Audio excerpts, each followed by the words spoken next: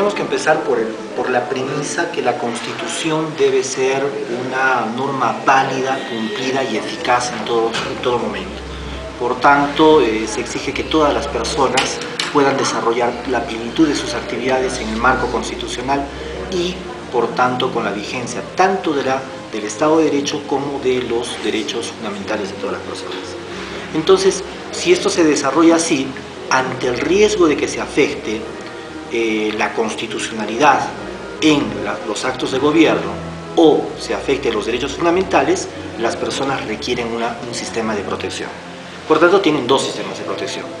El sistema de tutela de los derechos o de los derechos fundamentales, que implica garantías constitucionales para restablecer y proteger los derechos de las personas.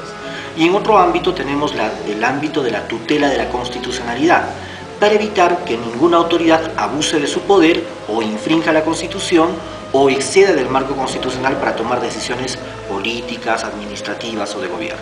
Entonces, ese es el ámbito de los dos ámbitos que se desarrollan en materia de la tutela de la Constitución para su plena vigencia y para su respeto permanente, a la cual todos los ciudadanos y todas las autoridades están obligados. En realidad, se trata de la evolución de uno de los temas básicos en esta materia del derecho procesal constitucional.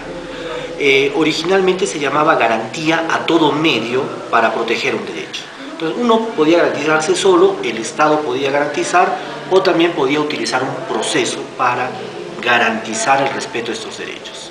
Con el desarrollo del derecho procesal constitucional, se ha establecido que la forma eficaz de proteger a las personas es con procesos efectivos, rápidos y que puedan dar urgente solución a los problemas de afectación de la Constitución. Entonces, se ha encaminado eso a partir de fines de los años 90 como procesos. En realidad, podríamos decir que históricamente primero existían garantías y ahora existen procesos. Y técnicamente podríamos decir que lo correcto es hablar de procesos como la garantía jurisdiccional de respetar los derechos. Pero también hay garantías respecto de las autoridades que deben respetar la Constitución, garantías respecto de la sociedad que debe velar por el respeto de los derechos y finalmente garantías de los propios ciudadanos que conforme al artículo 38 de la Constitución están obligados a cumplir, defender y hacer cumplir la Constitución. Bueno, en realidad el origen de las garantías constitucionales fuera del Perú se da primero con la sentencia del caso Marbury versus Madison, en que la Corte Suprema de los Estados Unidos en 1804 establece que el Poder Judicial puede hacer prevalecer la Constitución sobre la ley. Y también lo tenemos en la idea de la garantía del Tribunal de Garantías Constitucionales desarrollado por Kelsen y establecido en Austria en 1926. En nuestro país nosotros incluimos ya un sistema de garantías constitucionales a través de nuestras constituciones del siglo pasado, a través del habeas corpus. Y en la Constitución del 33 se establece además que el habeas corpus, en el Código Procesal de 1942, el habeas corpus también puede ser utilizado para defender no solamente la libertad, sino cualquier derecho afectado. Este es el origen, en realidad, de la evolución que tiene nuestro sistema de garantías. La Constitución de 1979 establece ya un sistema más complejo de garantías constitucionales. Primero, el proceso de habeas corpus, el proceso de amparo, el proceso de inconstitucionalidad y el proceso de acción popular. Este conjunto de garantías y de procesos constitucionales es ampliado en la Constitución del 93, que incluye el proceso de habeas data, que tiene una modificación al primer año de vigencia de la Constitución, tiene la inclusión del proceso de cumplimiento, que en realidad no es un proceso constitucional perfecto, es más un proceso administrativo, y finalmente tiene la inclusión del proceso competencial, que permite al Tribunal Constitucional asignar sus atribuciones y competencias a cada uno de los órganos del Estado. En materia de la tutela de la libertad, estamos hablando de la garantía de habeas corpus, del proceso de amparo, del proceso de habeas data. En materia de tutela de la Constitución, tenemos el proceso de inconstitucionalidad, el proceso de acción popular, el proceso de determinación de competencias o competencial, y podríamos decir, porque es discutible, que ahí también estaría el proceso de cumplimiento. El proceso de amparo es el derecho que tiene toda persona que se ve afectada en sus derechos constitucionales y que estos derechos constitucionales deben ser tutelados directamente y no existe otra ley u otro camino para defender estos derechos. Entonces, una persona que es afectada en sus derechos constitucionales, se entiende que la Constitución debe aplicarse directamente, no necesita reglamentos ni leyes, tiene que aplicarse directamente para garantizar la libertad, autonomía y la libertad, la autonomía y la dignidad de las personas. Por tanto, uno recurre ante un juez para que se restablezca su derecho afectado y se elimine los actos de violación o amenaza de violación de derechos. Claro que en el proceso de amparo no se puede tocar los derechos vinculados a la libertad y seguridad personales.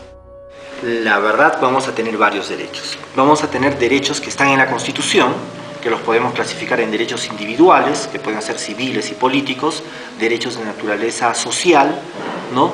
Derechos que son protegibles inclusive en forma colectiva por todos, los derechos ambientales, como también vamos a encontrar derechos no enumerados, es decir, que la Constitución no los indica, pero que el Tribunal Constitucional sí ha indicado cuáles son estos derechos. Por ejemplo, el derecho al reconocimiento de la personalidad jurídica, el derecho que no se le prive a una persona de tener su DNI, el derecho al agua potable, el derecho al acceso a la verdad en los casos de desaparición de personas. Entonces, son derechos que el Tribunal Constitucional los ha deducido del artículo 3º y de la 4ª disposición final y transitoria de la Constitución, y no solamente es necesario que estén estrictamente en la Constitución, sino también se deriven o se puedan deducir del desarrollo de las actividades de protección de derechos por los tribunales peruanos.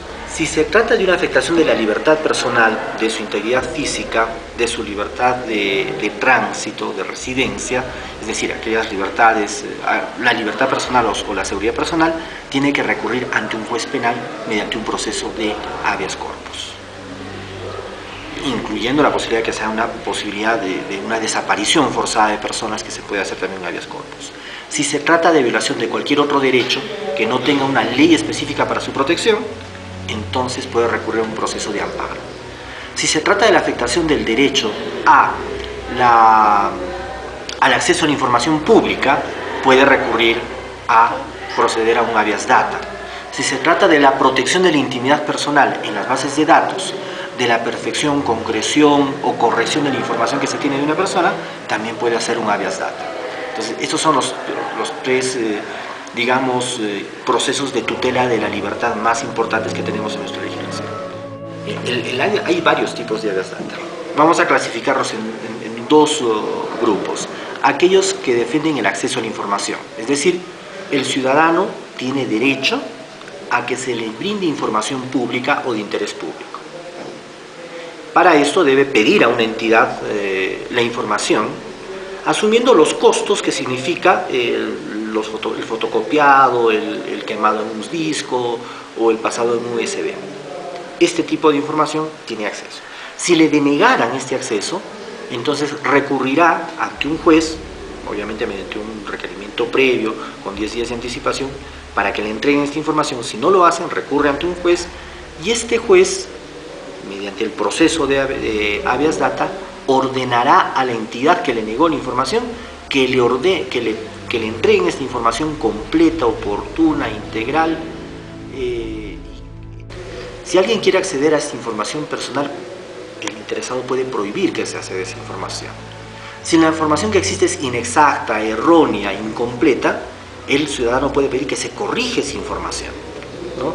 Y finalmente tenemos los casos en que de cualquier otro modo se puede acceder a información que puede afectar la intimidad personal, es decir, querer ingresar a las cuentas bancarias, a las declaraciones juradas del impuesto a la renta, etcétera, etcétera, que pueden afectar este ámbito y que la Constitución los protege como un ámbito intangible, inviolable de la información que una persona puede proteger.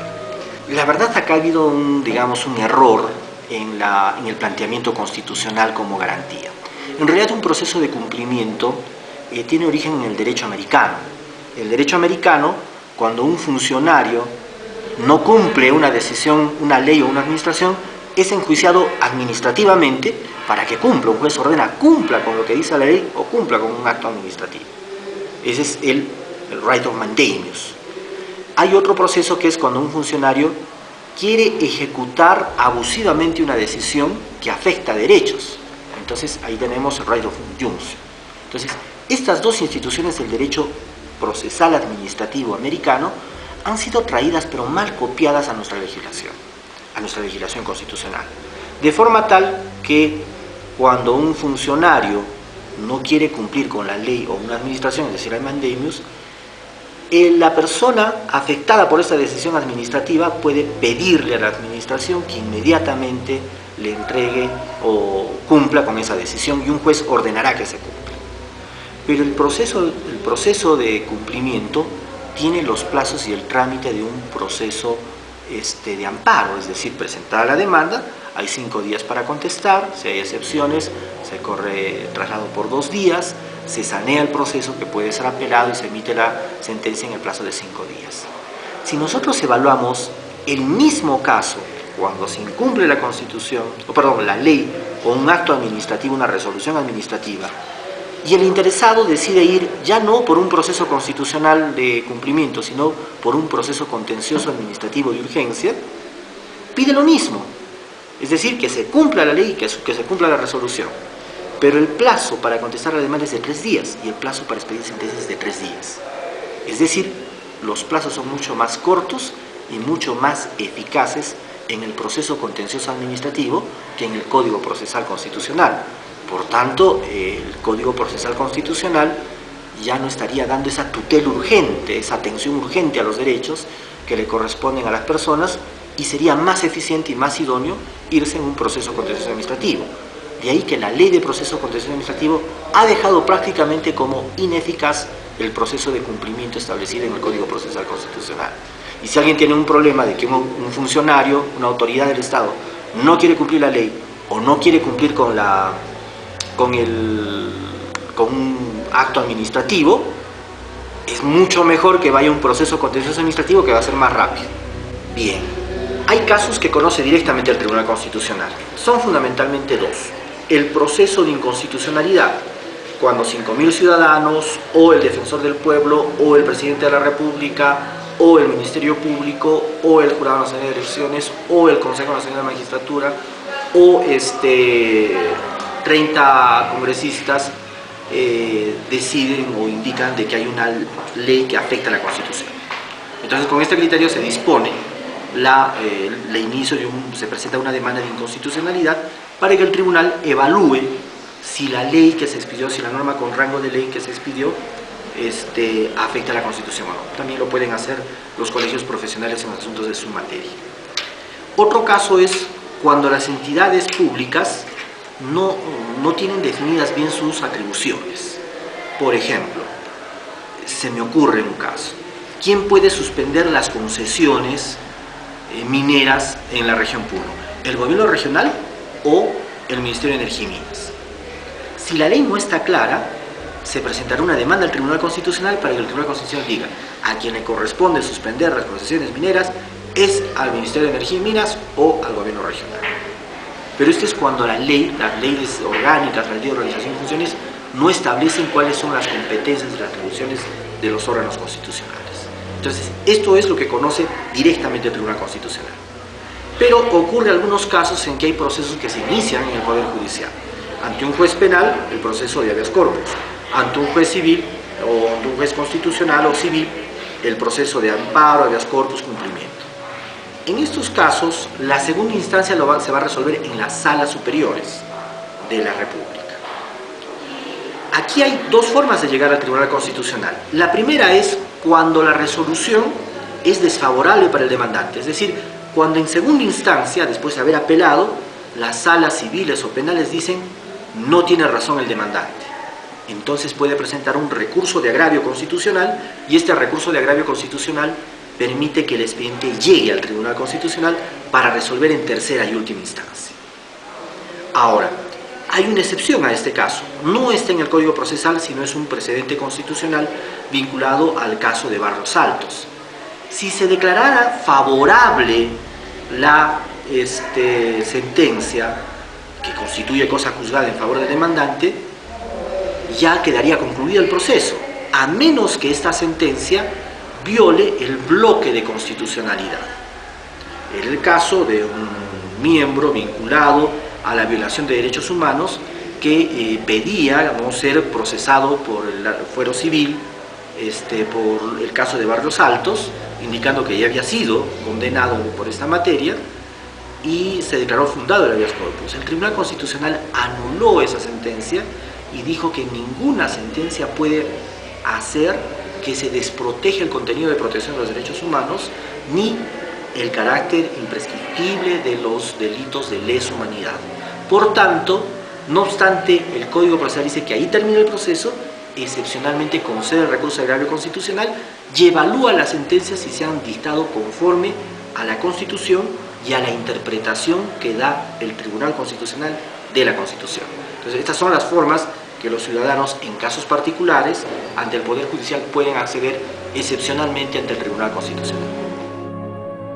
El proceso competencial, en resumen, es fundamentalmente la determinación de las facultades, las competencias y las atribuciones de los órganos del Estado por el Tribunal Constitucional, haciendo uso de la Constitución y de las normas de desarrollo constitucional, como son las leyes orgánicas, las leyes de atribución y competencias, las leyes de organización y funciones de los diversos órganos del Estado. Entonces, el Tribunal Constitucional, para que funcione correctamente el Estado, también puede interpretar y ampliar los contenidos de la Constitución y decirle cuál es el órgano que debe resolver o comprender determinados asuntos. El caso más antiguo creo que era el tema de las combis en Lima. ¿Quién era el competente para otorgar los permisos de ruta? Estaba en conflicto la Municipalidad Provincial de Matucana, la Municipalidad Metropolitana de Lima, el Ministerio de Transportes y Comunicaciones y el Gobierno Regional de Lima.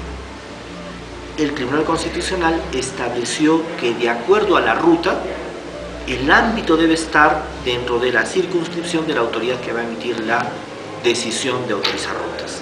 Y así arregló los temas que no estaban claros en la Ley Orgánica de Gobiernos Regionales, en la Ley Orgánica del Ministerio de Transportes y Comunicaciones y en la Ley Orgánica de Municipalidades. Bueno, en realidad anteriormente no había un Código Procesal Constitucional, era la Ley 23.506, que regulaba los procesos de habeas corpus y amparo, nada más. Se dio una ley adicional para regular los procesos de habeas data y de cumplimiento, pero decían que los mismos trámites se daban. Es importante tener una ley procesal especializada, establecer garantías comunes para todos los procesos, y eso creo que ha sido mejorado.